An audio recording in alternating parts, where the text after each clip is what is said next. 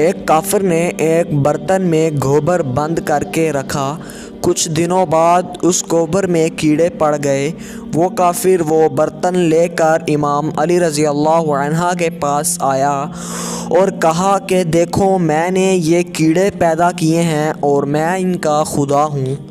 امام علی رضی اللہ عنہ مسکرائے اور فرمایا، اچھا، اگر تو ان کا خدا ہے تو مجھے یہ بتا کہ ان میں سے نر کتنے ہیں اور مادہ کتنے ہیں۔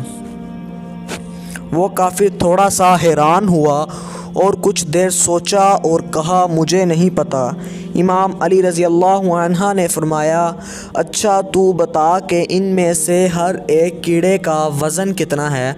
اس کافر نے کچھ سوچا اور کہا، مجھے نہیں معلوم۔ امام علی رضی اللہ عنہ نے فرمایا، اچھا، اگر تو ان کا خدا ہے تو ان کیڑوں کو حکم دے کہ یہ ایک قطار بنا کر مختلف سمت میں چلیں۔ امام علی رضی اللہ عنہ نے ابھی 3 سوال ہی پوچھے تھے کہ وہ کافر دنگ رہ گیا۔